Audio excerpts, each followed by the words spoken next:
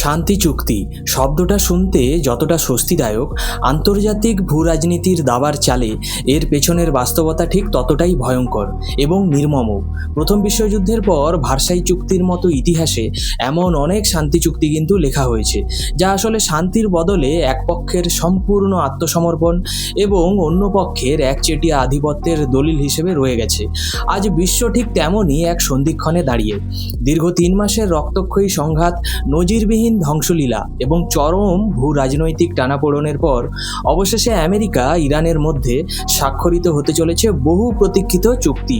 কিন্তু এই চুক্তি কি সত্যি মধ্যপ্রাচ্যে স্থায়ী শান্তি ফেরাবে, নাকি এটি মার্কিন আগ্রাসন এবং ইসরায়েলের বহু চর্চিত গ্রেটার ইসরায়েল অর্থাৎ অখণ্ড ইসরায়েল গঠনের মাস্টার প্ল্যানের একটি সুপরিকল্পিত এবং সফল ধাপ মাত্র?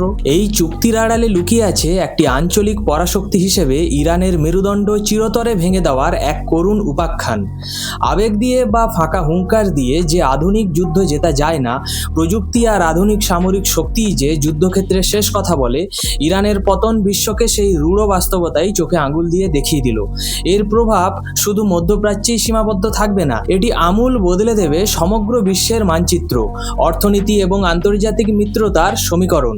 ভারতের জন্য এই চুক্তি ঠিক কতটা আশীর্বাদ এবং কতটা সতর্কবার্তা, আসুন নিখাত বাস্তবতার আলোকে এই ভূ রাজনৈতিক ভূমিকম্পের প্রতিটি স্তর আরও গভীরভাবে বিশ্লেষণ করা যাক। আমেরিকার প্রাক্তন প্রেসিডেন্ট বারাক ওবামার আমলে হওয়া পরমাণু চুক্তির সম্পূর্ণ বিপরীত পথে হেঁটে বর্তমান ট্রাম্প প্রশাসন ইরানের সাথে যে চুক্তিতে সই করতে যাচ্ছে, তা কার্যত ইরানের জন্য চরম অবমাননাকর এবং শর্ত সাপেক্ষে এক প্রকার আত্মসমর্পণ। ডোনাল্ড ট্রাম্প স্পষ্ট জানিয়ে দিয়েছেন যে ইরানের হাতে কোনো পারমাণবিক অস্ত্র থাকবে না এবং তারা ভবিষ্যতে কোনোদিন তা তৈরি বা অন্য কোনো দেশ থেকেও কিনতে পারবে না। এটি ইরানের কয়েক দশকের পরমাণু স্বপ্নের চূড়ান্ত মৃত্যু। সবথেকে চাঞ্চল্যকর এবং কূটনৈতিকগতভাবে তাৎপর্যপূর্ণ বিষয় হলো, চুক্তিতে সই হলেও আমেরিকা এখনই ইরানের মাটির নিচে বা পাহাড়ের গভীরে লুকিয়ে রাখা পারমাণবিক উপাদান বা নিউক্লিয়ার ডাস্ট সরাচ্ছে না। এর পেছনে রয়েছে আমেরিকার এক অদ্ভুত মনস্তাত্ত্বিক খেলা। ইরান তার দেশের মানুষের কাছে সম্পূর্ণ পরাজয় স্বীকার করতে নারাজ। চরম অর্থনৈতিক ও সামরিক বিপর্যয়ের পর দেশের মানুষের মনোবল যাতে একেবারে ভেঙে না পড়ে, তার জন্য ইরান সরকারকে একটি ভিক্টরি ন্যারেটিভ তৈরি করতে হচ্ছে। তারা দেখাতে চাইছে যে অন্তত নিউক্লিয়ার উপাদানটুকু তারা নিজেদের কাছে ধরে রাখতে পেরেছে, আমেরিকা তা ছিনিয়ে নিতে পারেনি। অন্যদিকে আমেরিকা খুব ভালো করেই জানে ইরান কার্যত ধ্বংস হয়ে গেছে এবং তাদের আর মাথা তুলে দাঁড়ানোর ক্ষমতা নেই। তাই ট্রাম্প প্রশাসন সিদ্ধান্ত নিয়েছেন যে সঠিক সময়ে পরিস্থিতি শান্ত হলে তারা গিয়ে ওই পারমাণবিক উপাদান নিয়ে আসবে। এটি মূলত শক্তিহীনের শেষ আত্মরক্ষার মিথ্যা প্রবোধ দেওয়া এবং ইরানি জনগণের সামনে সে দেশের সরকারের মুখ রক্ষার একটি সুযোগ করে দেওয়া ছাড়া আর কিছুই নয়। এই গোটা যুদ্ধে আমেরিকা সামনে থেকে নেতৃত্ব দিলেও নেপথ্যে মূল চালিকা শক্তি এবং মাস্টার মাইন্ড হলো ইসরায়েল। ডোনাল্ড ট্রাম্প এবং ইসরায়েলের প্রধানমন্ত্রী বেঞ্জামিন নেতানিয়াহুর মধ্যে এক অদ্ভুত ক্ষমতার লড়াই চলছে। ট্রাম্প চাইছে আমেরিকার ছত্রছায়ায় ইসরায়েল ছোট ভাইয়ের মতো থাকুক, কিন্তু ইসরায়েল চাইছে আমেরিকাকে তাদের সবথেকে বড় শক্তিশালী হাতিয়ার হিসেবে ব্যবহার করে নিজেদের দীর্ঘদিনের ভূ রাজনৈতিক এজেন্ডা বাস্তবায়ন করতে। ইসরায়েলের এই মুহূর্তের মূল লক্ষ্য হলো এই শান্তি চুক্তিকে যতটা সম্ভব বিলম্বিত করা, কারণ চুক্তি স্বাক্ষরিত হয়ে গেলে আন্তর্জাতিক চাপে তাদের সাময়িকভাবে যুদ্ধবিরতি মানতে হবে। তাই চুক্তির ঠিক আগের মুহূর্ত পর্যন্ত চরম উত্তেজনার পারদ চড়িয়ে ইসরায়েল লেবাননে হিজবুল্লাহর উপর ভয়াবহ বিমান হামলা চালাচ্ছে।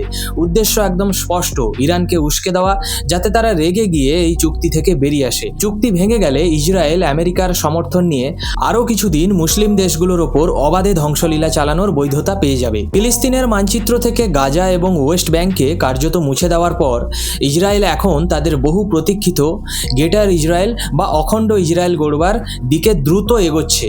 মিশর, লেবানন, সিরিয়া, জর্ডান এবং সৌদি আরবের কিছু অংশ নিয়ে তৈরি এই অখণ্ড ইসরায়েলের স্বপ্ন পূরণে তারা আমেরিকার সামরিক শক্তি এবং ট্রাম্পের অন্ধ সমর্থনকে নিখুঁতভাবে ব্যবহার করছে। এই যুদ্ধে ইরানের যা ক্ষতি হয়েছে তা কেবল আর্থিক অঙ্কে মাপা সম্ভব নয়। এই ক্ষতি পূরণ করে আগের অবস্থায় ফিরে যেতে ইরানের কয়েক দশক সময় লেগে যাবে। শুধুমাত্র সাময়িক নয়, মানবিক এবং কাঠামোগত দিক থেকেও ইরান আজ কিন্তু চরম বিপর্যস্ত।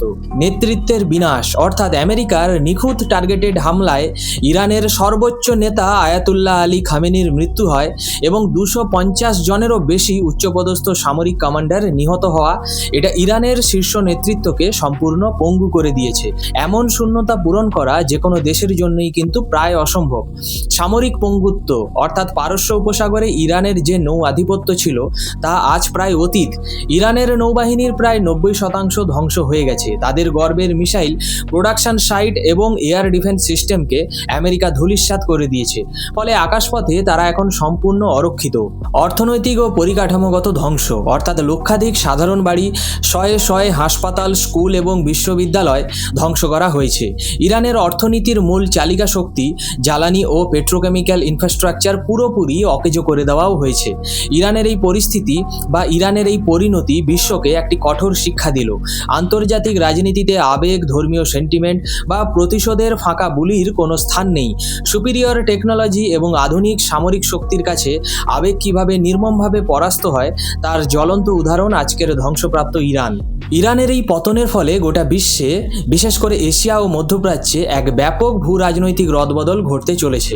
সন্ত্রাসবাদী নেটওয়ার্কের পতন, মধ্যপ্রাচ্য জুড়ে লেবাননের হিজবুল্লাহ, প্যালেস্তাইনের হামাস এবং ইয়েমেনের ইহুদিদের মতো প্রক্সি গোষ্ঠীগুলো যারা মূলত ইরানের অর্থে এবং অস্ত্রে পুষ্ট হতো, তারা এবার চরম দুর্বল ও দিশেহারা হয়ে পড়বে। এর ফলে এই অঞ্চলে সন্ত্রাসবাদী কার্যকলাপ অনেকাংশে হ্রাস পাবে। পাকিস্তানের ওপর অশনি সংকেত। ইসরায়েলের পরবর্তী টার্গেট লিস্টে রয়েছে পাকিস্তান এবং তুরস্ক। অন্যদিকে ইরানের পতনের পর আমেরিকার কাছে আফগানিস্তান বা মধ্য এশিয়া নিয়ন্ত্রণের জন্য পাকিস্তানের ভূ রাজনৈতিক প্রয়োজনীয়তাও তলানিতে গিয়ে ঠেকবে। মার্কিন ফান্ডিং এবং সমর্থন ছাড়া পাকিস্তানের মতো ভঙ্গুর অর্থনীতির দেশের জন্য এটি একটা বিশাল অস্তিত্ব রক্ষার সংকট ডেকে আনবে। RIC অর্থাৎ রাশিয়া, ভারত এবং চীন জোটের সম্ভাবনা। আমেরিকার এই একপাক্ষিক জয়ে ইরানকে সমর্থনকারী রাশিয়া এবং চীন পরোক্ষভাবে চরম আঘাত পেল। এর ফলে গ্লোবাল সাউথে আমেরিকাকে কাউন্টার করতে রাশিয়া এবং চীন তাদের নিজেদের জোটে ভারতকে টানতে মরিয়া হয়ে উঠবে। ভারত এই সুযোগকে কাজে লাগিয়ে নিজের শর্তে এই পারমাণবিক বা এই পরমাণু শক্তিগুলোর সাথে দর কষাকষি করতে পারবে। আমেরিকার ওপর থেকে বিশ্ববাসীর আস্থা হারানো অর্থাৎ ডোনাল্ড ট্রাম্প যেভাবে আন্তর্জাতিক কূটনীতি এবং চুক্তিকে পাড়ার ঝগড়া স্তরে নামিয়ে এনেছেন, তাতে বিশ্বের দেশগুলো বুঝে গেছে যে আমেরিকাকে অন্ধভাবে বিশ্বাস করা চরম বোকামি। ইউরোপীয় ইউনিয়ন থেকে শুরু করে মধ্যপ্রাচ্যের গালফ দেশগুলো এখন বুঝতে পারছে যে শুধুমাত্র মার্কিন ছাতারের নিচে থাকা নিরাপদ নয়। তারা এখন আমেরিকার বিকল্প হিসেবে ভারত বা অন্যান্য আঞ্চলিক শক্তির সাথে নতুন জোট ও বাণিজ্যিক ইকুয়েশন গড়বার চেষ্টা করবে। এই রক্তক্ষয়ী যুদ্ধ এবং পরবর্তী চুক্তি ভারতের জন্য একই সঙ্গে একাধিক গভীর শিক্ষা এবং বিপুল অর্থনৈতিক সুযোগ নিয়ে আসছে। আত্মনির্ভর প্রয়োজনীয়তা মর্মে মর্মে উপলব্ধি করছে। যুদ্ধ চলাকালীন স্টেট অফ হুরমুজ বন্ধ হওয়ার ফলে ভারতে যে জ্বালানি সংকটের ভয় তৈরি হয়েছিল তা ভারতের সাধারণ মানুষকে আত্মনির্ভরতার আসল অর্থ কিন্তু বুঝিয়ে দিয়েছে। পেট্রোল ডিজেলের ওপর এই চরম নির্ভরতা থেকে বেরিয়ে আসতে ভারত আগামী 20 বছর ইলেকট্রিক ভেহিকেল অর্থাৎ EV, সোলার এনার্জি বা গ্রিন হাইড্রোজেনের দিকে যে গতিতে এগোতো, এখন এই সংকটের শিক্ষায় তা আগামী 3 থেকে 4 বছরের মধ্যে দ্রুত গতিতে বাস্তবায়িত হবে। অর্থনৈতিক সমৃদ্ধি ও প্রবৃদ্ধি। যুদ্ধের উত্তেজনা কমার সাথে সাথে আন্তর্জাতিক বাজারে অপরিশোধিত তেল অর্থাৎ ক্রুড অয়েল দাম হু হু করে কমবে। যেহেতু ভারত বিশ্বের অন্যতম বৃহত্তম তেল আমদানিকারক দেশ, তাই তেলের দাম কমলে ভারতের আমদানি খরচ বিপুল পরিমাণে হ্রাস পাবে। এর ফলে ভারত পুনরায় কারেন্ট অ্যাকাউন্ট সারপ্লাসে ফিরে যাবে। দেশের মুদ্রাস্ফীতি দ্রুত নিয়ন্ত্রণে আসবে। নিত্য প্রয়োজনীয় জিনিসের দাম কমবে এবং ভারতীয় অর্থনীতি এক নতুন উচ্চতায় পৌঁছবে। ভারত এই যুদ্ধ থেকে সবথেকে বড় যে শিক্ষাটি পেয়েছে তা হলো আন্তর্জাতিক ক্ষেত্রে দুর্বলতার কোনো ক্ষমা নেই। আবেগতাড়িত হয়ে বা ফাঁকা আওয়াজ দিয়ে সুপার পাওয়ারদের সাথে সরাসরি সাময়িক দ্বন্দ্বে জড়ানো আত্মহত্যার শামিল। যতক্ষণ না ভারত তার অর্থনীতি এবং সামরিক সক্ষমতাকে আমেরিকার সমকক্ষ বা কাছাকাছি নিয়ে যেতে না পারছে, ততক্ষণ পর্যন্ত কোনো সংঘাতে না জড়িয়ে অত্যন্ত সুকৌশলে এবং নীরবে নিজের দেশের জাতীয় স্বার্থ রক্ষা করে চলাই সবথেকে বড় ও পরিপক্ক কূটনীতি। পরিশেষে বলা যায় আমেরিকা ও ইরানের এই চুক্তি কোনো সাধারণ শান্তি চুক্তি নয়, এটি ভবিষ্যতের বিশ্বের কাছে একটি কড়া ও নির্মম বার্তা। ইসরায়েলের অপ্রতিরোধ্য আগ্রাসন, আমেরিকার একাধিপত্য এবং ইরানের পতন বিশ্ব কূটনীতিতে এক নতুন প্রতিযোগিতামূলক যুগে প্রবেশ করল। এই নতুন বিশ্ব ব্যবস্থায় দুর্বল বা পরনির্ভরশীলতা দেশের স্বাধীনভাবে বেঁচে থাকার কোনো অধিকার বা স্থান নেই। ভারতকে যদি এই পরিবর্তিত বিশ্ব ব্যবস্থায় টিকে থাকতে হয় তবে আগামী দিনে বিশ্বকে নেতৃত্ব দিতে হবে, তবে ফাঁকা আওয়াজ বা আবেগের ওপর নির্ভর না করে প্রথমে একটি অপ্রতিরোধ্য অর্থনৈতিক পরশক্তি হিসেবে আত্মপ্রকাশ করতে হবে ভারতকে। শুধুমাত্র সরকারের ওপর নির্ভর করে এটি সম্ভব নয়। দেশের প্রতিটি নাগরিকের আত্ম উন্নয়ন, স্কিল ডেভেলপমেন্ট এবং দেশের অর্থনীতিতে প্রত্যক্ষ অবদানের মাধ্যমেই কেবল ভারত সেই পরম শক্তি অর্জন করতে পারবে যা তাকে ভবিষ্যতের যে কোনো ভূ রাজনৈতিক ঝড় থেকে সুরক্ষিত রাখবে। এরকমই কোনো বিশ্লেষণ নিয়ে আবার পরবর্তী ভিডিওতে আমি আসছি। ভিডিওটি ভালো লাগলে লাইক, শেয়ার এবং সাবস্ক্রাইব করুন। পরের ভিডিওতে আবার দেখা হবে। জয় হিন্দ, বন্দে মাতরম।